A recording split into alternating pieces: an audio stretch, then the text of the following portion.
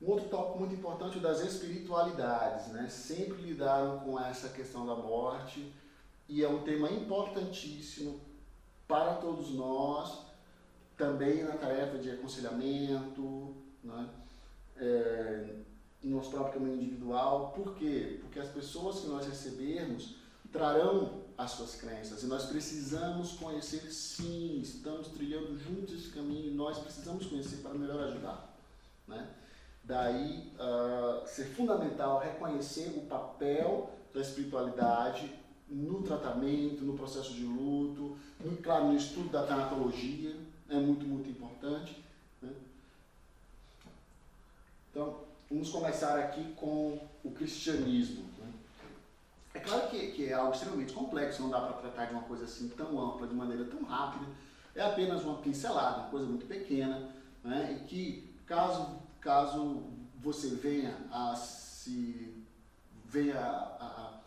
a lidar com alguém, né, de alguma dessas religiões específicas, que você busque conhecer um pouco mais para poder se aproximar mais dessa pessoa, né, que está passando o processo de luto, né, seja porque ela está neste processo de desligamento, né, do corpo, digamos assim, né, de passagem, né, para utilizar um vocabulário religioso também, de Páscoa, né, quanto dos sobreviventes, daqueles que estão atravessando, né, o seu processo de luto.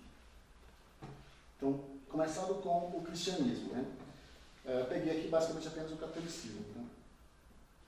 Porque não é nossa questão ficar entrando em tantos detalhes assim. O catecismo da Igreja Católica ensina que a novidade essencial da morte cristã está nisto.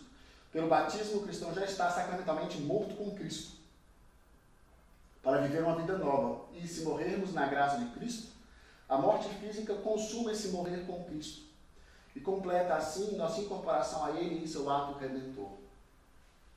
Ou seja, é uma linguagem teológica profundamente densa aqui, né? Todos esses termos, né? Mas basicamente é de que a morte vai trazer essa união com Cristo, né? Se morrermos na graça de Cristo, a morte física consuma esse morrer com Cristo, né? E completa a incorporação a Ele, a Cristo, né? Então é a plenitude do encontro se dará aí, né? Momento de plenitude, portanto, de completude de algo. Não de perder, mas de ganhar algo maior. De consumação. O Espiritismo, compreendendo aqui, né, a maneira como ele se dá, sobretudo no Brasil, né, coloquei aqui um vídeo, vocês podem depois ver, né, caso se interesse, o processo de desencarne, conforme narrado pelo espírito André Luiz, né, psicografado por Chico Xavier, né, que ele vai colocando os detalhes de como se dá o processo de desencarne, né, como o espírito é separado aos poucos, né, todo o processo é muito bem descrito, de maneira muito detalhada, né, neste vídeo. Não vem ao caso de nós entrarmos nos detalhes aqui, mas quem se interessar pode procurar. O hinduísmo, né, tem aqui um trecho do Bhagavad Gita que vai trazer exatamente, né, trechos como o que é o Bhagavad Gita? Desculpe, né? O que é o Bhagavad Gita? O Bhagavad Gita é a canção do Senhor, não é? De Krishna, não é? E é considerado talvez o centro de um grande poema chamado Mahabharata, fundamental para a religião hindu, né? Então, vou pegar um trecho aqui, né? Muito pequeno. Perecíveis são os corpos, esses templos do espírito, eterna, indestrutível e infinita é a alma que neles habita. Quem sabe que a alma de tudo é indestrutível e eterna, sem nascimento nem morte, sabe que a essência não pode morrer, ainda que as formas pereçam. Assim como o homem se despoja de uma roupa gasta e veste roupa nova, assim também a alma incorporada se despoja de corpos gastos e veste corpos novos, a doutrina da reencarnação, né, presente no espiritismo, presente também no hinduísmo, né? E aí segue, né? As armas não ferem o eu, né, entendido aí como alma, né? O fogo não queima, a água não molha, o vento não resseca, não pode ser ferido nem queimado, nem molhado, nem ressecado, é imortal, não move nem é movido, permeia todas as coisas, é eterno. E aí segue, né? O budismo, né? Eu tomei aqui para exemplificar, não é, a concepção budista,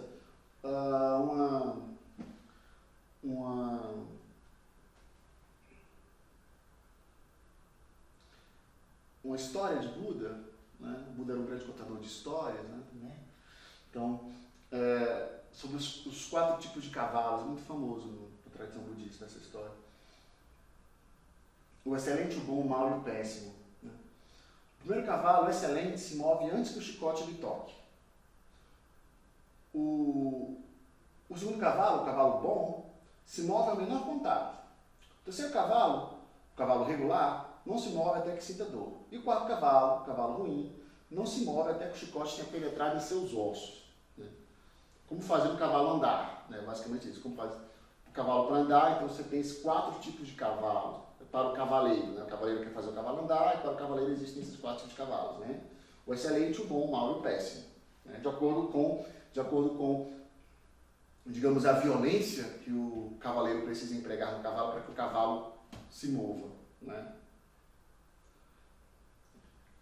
E o que isso quer dizer exatamente? Né? O que Buda quer dizer com isso, né? Desses cavalos? Costuma ser interpretado da seguinte maneira, que é a questão da morte, exatamente. Visão com relação à morte. Né? O cavalo excelente se move antes que o chicote lhe toque. A pessoa não precisa que chegue perto, que o chicote da morte, digamos assim, o acerte de perto, para que ele vai e se mova. Né? Ele consegue perceber e vai. Né? Antes que o chicote lhe toque. Né? O cavalo bom se move ao menor contato. Ou seja, essa pessoa viu alguma morte, teve algum contato com a morte. Digamos que algum vizinho, alguém na redondeza, no vilarejo, digamos, alguma coisa assim. Né? Algum contato, algum pequeno contato. Né? Foi suficiente para que a pessoa buscasse o caminho da iluminação, né? O Dharma, né? O caminho do ensinamento, dos ensinamentos. O cavalo regular não se move até que sinta dor. Ou seja, o cavalo comum tem que sentir dor, o chicote tem que bater, a morte o alcança, para que a realidade da morte o mova.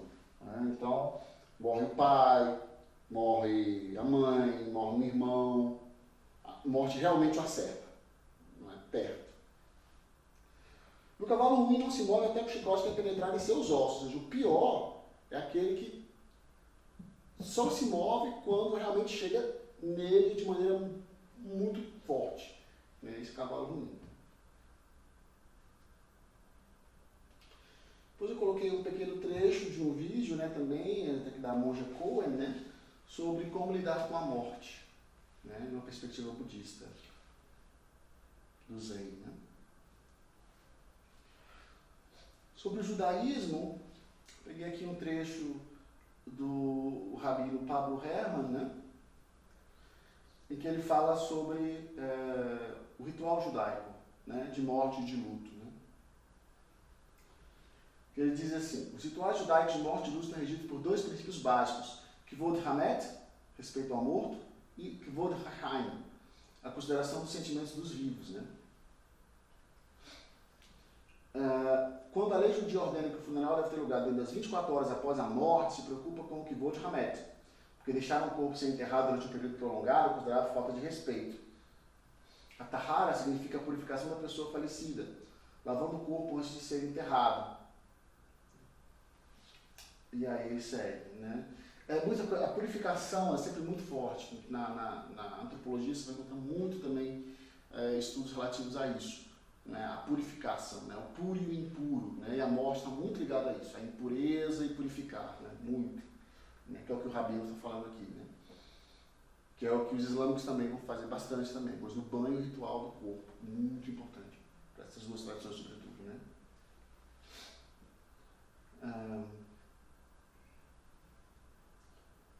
Ele fala a purificação do corpo, né. Por que os familiares rasgam as roupas antes do funeral, né? Rasgar as roupas chama-se cria, um antigo e tradicional sinal de luto. Né? Ele cita aqui o trecho do livro do Gênesis em que isso ocorre. Né? Nós vemos sempre o sinal de ultraje, né? Rasgar as roupas é um sinal de ultraje, mas também é um sinal de luto. Dor, profunda dor. Né? Arrancar os cabelos, são sinais físicos, né? Bater no peito, né, bater em si mesmo, se bater muito, né? No mundo muçulmano é muito comum, né? Você vê as pessoas dão tapas fortíssimos em si mesmos, né? Muito fortes, tapas muito fortes em si mesmos, né? Batem-se, ficam roxos, né? Ficam marcados, né? Pelas pancadas que dão em si mesmos, né? No funeral, né? Os gritos de dor, arrancar cabelos, dar tapas em si mesmo, bater em si mesmo, né? Ou rasgar a roupa, né? No caso aqui do judaísmo. Simboliza o início da consciência do processo de luto. E essa pergunta é: por que os judeus têm o costume de colocar uma pedrinha em cima da lápide dos túmulos? Né? Ele vai trazer a ideia da solidez da pedra, né? Eterna, como a alma, né? E também da ideia da terra, do pó, né? Adão, né? Terra, e nós também somos terra e pó. Né? Essa questão da solidez também você não vai esquecer, né? Aquele que morreu. Né? Nunca vamos esquecer nosso ser querido, né? Que costume judaico de colocar a pedrinha no túmulo, né? Sempre. Em forma de marcar uma oração que se fez pela pessoa. No islamismo, quais são os rituais islâmicos de preparação para o sepultamento? Né? Você tem aqui pelo menos 6, né? Grande número. Lavagem do corpo, muito importante, né? Tem que ser limpo de todas as impurezas. Então não pode ter urina, não pode ter fezes, não pode ter sangue, nenhum sangue no corpo, o sangue tem que ser totalmente retirado. Né? As lavagens, né?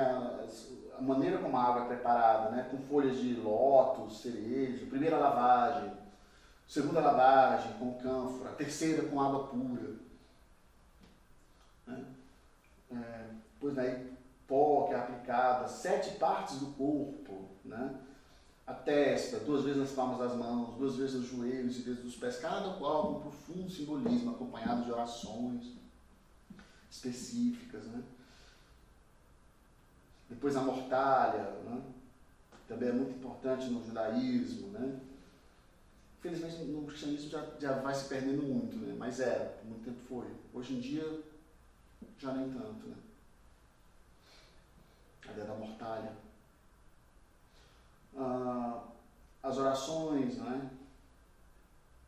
O corpo deve ser enterrado no cemitério muçulmano. Né? Um ponto interessante. Deve-se notar que, como indicado, ao momento em que a pessoa comenta sobre isso, né? A alma está presente com o corpo até que ele seja enterrado. A alma está ali com o corpo até que seja enterrado, acredita-se no islamismo, né?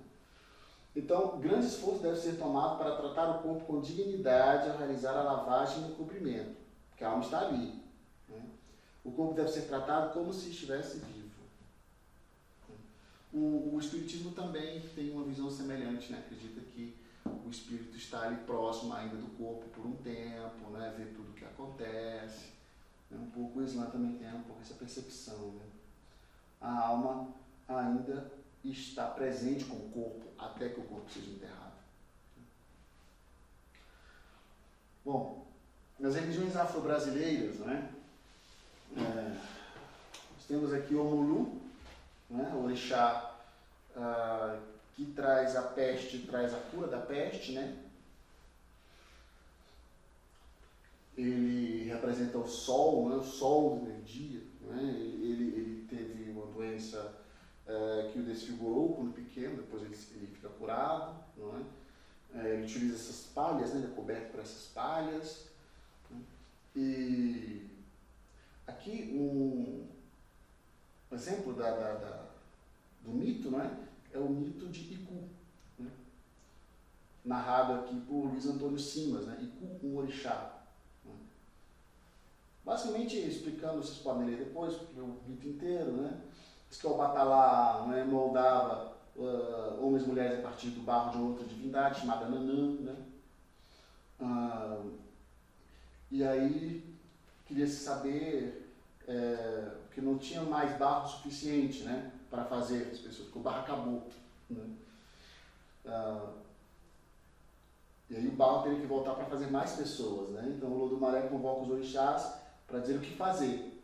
Né? Porque já estavam fazendo as pessoas, o barro foi acabando, o que fazer agora?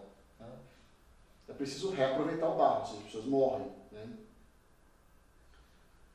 Que deveriam ser desfeitos, retornar à matéria original para que novos homens pudessem nascer, né? Ser moldados. Né? Certo, agora quem ia fazer isso? Né? Ninguém queria fazer isso. Porque era uma tarefa dura, uma tarefa que iria causar muita dor. Então, Iku aceita a tarefa, né? Para que o ciclo da criação pudesse acontecer. Né? Olodumaré abençoou o Iku. Né? Desde então, Iku vem todos os dias ao Aie, a terra, para escolher os homens e mulheres que devem ser reconduzidos ao Orum, ao céu. Seus corpos devem ser desfeitos e o sopro vital retirado para que com aquela matéria outros homens possam ser feitos. Condição imposta para a renovação da existência. Dizem que ao ver a restituição dos homens ao barro, Nanã chora. Suas lágrimas amolecem a matéria-prima e facilitam a tarefa da moldagem de novas pessoas. Iku é, desde então, o único orixá que tem a honra de baixar na cabeça de todas as mulheres e homens que um dia passaram pelo Aie.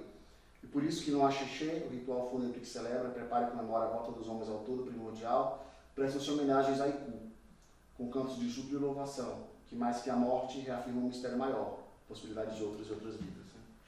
Né? É isso.